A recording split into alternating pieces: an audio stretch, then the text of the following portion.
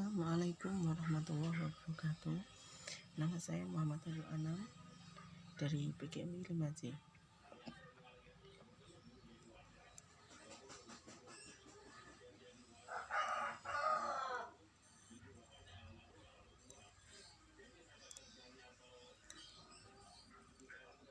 Di sini saya akan menerangkan tentang pertolongan pertama pada kecelakaan atau P3K. Adalah pertolongan pertama yang dapat dilakukan penolong diberikan kepada orang yang mengalami kecelakaan atau sakit yang mendadak sebelum korban dibawa ke fasilitas kesehatan yang lebih baik seperti dokter, klinik, atau rumah sakit. Tujuan P3K: pertama, mencegah agar cedera yang timbul tidak lebih parah. Yang kedua, menghentikan pendarahan. Yang ketiga, menjaga fungsi saluran pernafasan. Yang keempat, mencegah infeksi. Yang kelima, mengurangi rasa sakit, mencegah nyeri. Prinsip dasar P3K: 1. Mengetahui arti, tujuan, dan praktik P3K. Yang kedua, mampu menggunakan alat-alat P3K. Yang ketiga, kreatif mencari solusi peralatan pengganti.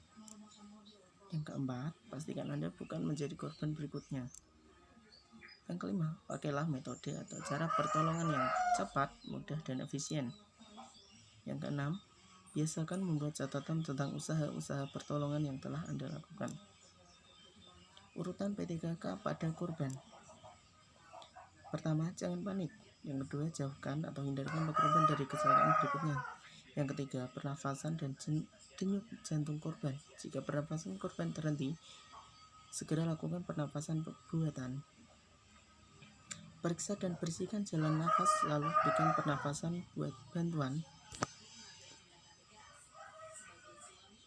A sama dengan airway, B sama dengan breathing management. Di samping itu, perhatikan denyut jantung korban.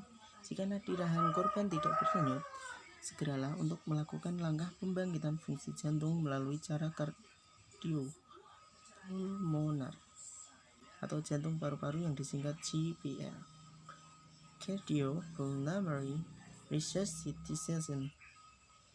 Yang keempat, perhatikan tanda-tanda shock. Yang kelima, pendarahan. Gunakan sapu tangan atau kain yang bersih, tekan tempat pendarahan dengan kuat, kemudian ikatlah sapu tangan tadi dengan dasi, baju, ikat pinggang, atau apapun. Yang keenam, pindahkan korban dengan hati-hati dan tidak tergesa-gesa. Korban tidak boleh dipindahkan dari tempatnya sebelum dapat dipastikan jenis atau keparahan cedera yang dialaminya. Yang ketujuh, segera bawa korban ke fasilitas kesehatan terdekat. Selanjutnya, konsep DRCAB. Yang pertama, danger atau bahaya. Pastikan keadaan aman untuk menolong. Yang kedua, response. Pastikan kondisi kesadaran korban. Periksa kesadaran korban dengan cara memanggil namanya jika Anda kenal atau bersuara dengan agak keras di dekat telinga korban. Jika tidak ada respon juga, tepuk pundak korban perlahan namun tegas. Berikan rangsangan nyeri, misal mencubit bagian telinga korban. Selanjutnya, compressions, RGB. Yang pertama, berlutut di samping korban. Yang kedua, tentukan posisi kompresi dada dengan menemukan titik tengah pertemuan tulang iga dada korban. Setelah menemukan titik kompresi, tempatkan tumit tangan Anda pada titik tersebut dengan satu tangan lagi di atasnya. Yang ketiga, posisikan tangan Anda tegak lurus dan jaga agar tetap tegak lurus pada saat melakukan kompresi dan lalu tekan dada korban. Yang kelima, berikan 30 kali kompresi dada, lakukan dengan cepat dan pertahankan kecepatannya. Yang keenam, berikan kompresi dengan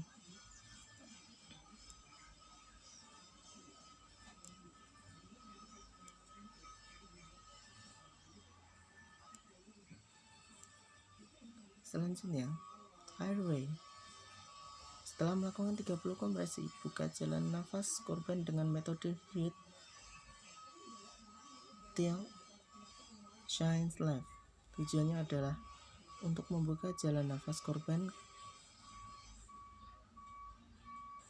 agar tidak tersumbat oleh lidah yang tertarik ke tenggorokan sehingga menutup jalan nafas. Cara melakukan metode hit that shines left yaitu letakkan telapak tangan Anda di dahi korban dan letakkan jari-jari tangan Anda yang lain di bawah dagu korban. Kemudian tekan dahi ke bawah sambil angkat dagu ke atas sehingga kepala korban mendongak ke atas dan mulut korban terbuka. Selanjutnya breathing. Adapun cara memberikan nafas bantuan sebagai berikut. Pastikan jalan nafas korban masih dalam posisi terbuka dengan metode hit tilt sebelumnya. Yang pertama, tekan hidung korban untuk memastikan tidak ada udara yang bocor melalui hidung. Lakukan dengan perbandingan 30:2 yaitu 30 kompresi dada dan 2 kali nafas bantuan.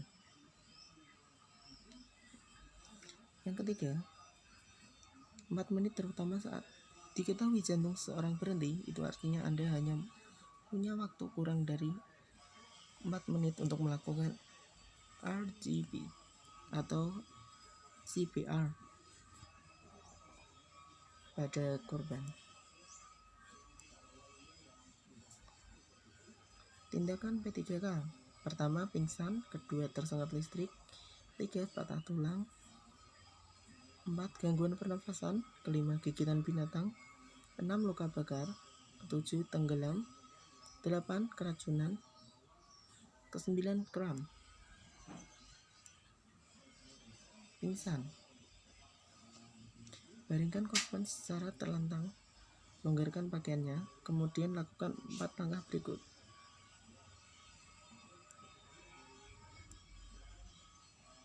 Tersengat listrik. Jika ada yang tersengat listrik, maka yang harus dilakukan seperti berikut. Putuskan aliran listrik yang kena tubuh korban. Perhatikan cara memutuskan aliran listrik.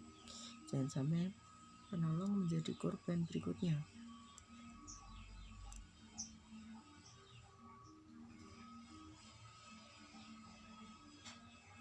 Tujuan dan syarat pembidayan.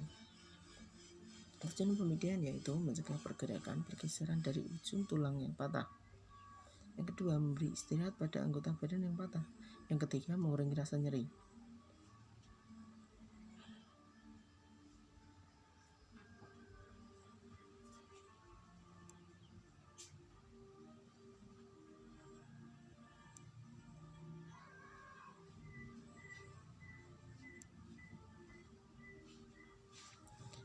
Pertolongan untuk orang yang tenggelam. Yang pertama, orang yang menolong haruslah berlatih, artinya penolong harus pandai berenang dan tahu teknik menolong orang yang tenggelam.